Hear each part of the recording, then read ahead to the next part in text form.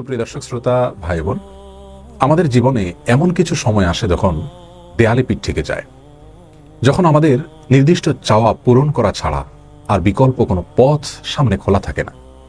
এ ধরনের পরিস্থিতিতে আল্লাহ রাব্বুল আলামিনের কাছে আমাদের মনের একান্ত কামনা বাসনাগুলোকে পূরণ করবার জন্য একটি বিশেষ পথ বাতলেছেন আমাদেরকে প্রিয় নবী সাল্লাল্লাহু আলাইহি ওয়াসাল্লাম, আর সেটি হলো ইসমে আযম। ইসমে আযম মানে হলো মহান নাম। আল্লাহ রাব্বুল আলামিনের এই ইসমে আযম তথা মহান নামের মাধ্যমে কোনো কিছু চাওয়া হলে তিনি সেটা পূরণ করেন। এই নামের মাধ্যমে আল্লাহকে ডাকা হলে তিনি সেটাকে সাড়া দেন। ইমাম নবী আলাইহিস সালামের অনেকগুলো হাদিস রয়েছে।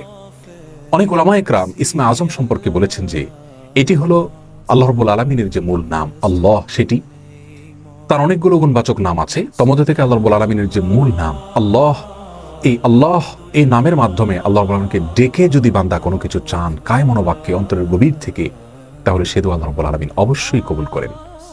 এজন্য কোনো কিছু আল্লাহ রাব্বুল আলামিনের কাছে চাওয়ার আগে যদি আল্লাহ বলে ডেকে ভালোবাসা থেকে, আস্থা থেকে, ভরসা থেকে, কায় মনোবাক্যে দীনতাহীনতার সাথে আল্লাহকে ডেকে যদি কেউ দোয়া করেন, তাহলে সে দোয়া আল্লাহ রাব্বুল আলামিন ফিরিয়ে দেন না। ইসমে আযম সম্পর্কে আরো নির্দিষ্ট করে আমরা নবী আলাইহিস সালামের যে হাদিসটি দেখতে পাই, সেটি তিরমিজিতে বর্ণিত হয়েছে, আরো বিভিন্ন হাদিসের কিতাবে বর্ণিত হয়েছে। সেই হাদিস সম্পর্কে বিশ্ববিখ্যাত হাদিসবিদ হাফিজ ইবনে হাজার আল আসকালানী রাহিমাহুল্লাহ ফাতহুল বারীতে লিখেছেন যে ইসমে আযম সম্পর্কে সবচেয়ে বিশুদ্ধতম হাদিস হলো এটি।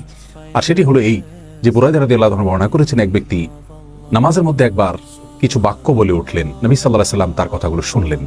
তিনি বলে উঠলেন, আল্লাহুম্মা ইন্নী আসআলুকা বিআন্নী আশহাদু আন্নাকা আনতাল্লাহ লা ইলাহা ইল্লা আনত আল আহাদুস সামাদ আল্লাযী লাম ইয়ালিদ ওয়া লাম ইউলাদ ওয়া লাম ইয়াকুল লাহু কুফুয়ান আহাদ।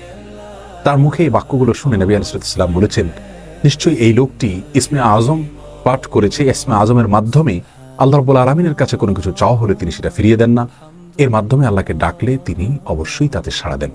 এই হাদিসের ভিত্তিতে অনেক মুহাদ্দিসিন ইকরাম বলেছেন এটি হলো সেই দোয়া যেটাকে ইসমে আযম বলা হয়, যার মাধ্যমে এটি পাঠ করার পর আল্লাহর কাছে কোনো কিছু পেশ করলে সেটাকে অবশ্যই আল্লাহ তাআলা পূরণ করেন।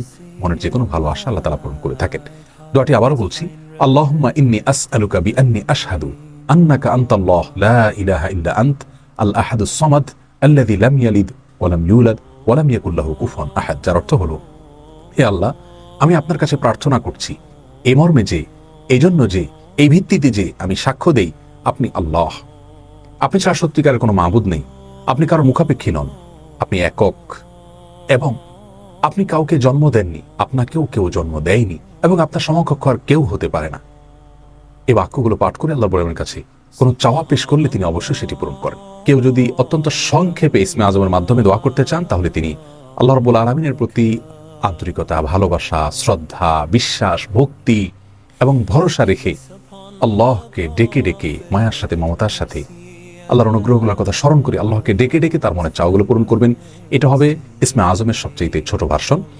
আর যদি কারোর হাতে সময় থাকে, তাহলে তিনি ইসমে আযমের যে দোয়াটি আমরা কথা বলেছি, আল্লাহুম্মা ইন্নী আসআলুকা বিআন্নী আশহাদু আন্নাকা আনতাল্লাহ লা ইলাহা ইল্লা আনত আল আহাদুস সামাদ আল্লাযী লাম ইয়ালিদ ওয়া লাম ইউলাদ ওয়া লাম ইয়াকুল লাহু কুফুয়ান আহাদ। এই দোয়াটা তিনি পাঠ করবেন, করে আল্লাহর কাছে তার চাওয়া পেশ করবেন। জীবনের কঠিন মুহূর্তগুলোতে বিশেষ করে এই ইসমে আযম পাঠ করে আল্লাহর কাছে দোয়া করব, সেটা অবশ্যই আল্লাহ তাআলা কবুল করবেন যদি দোয়ার মৌলিক শর্তগুলো আমরা পূরণ করে থাকি।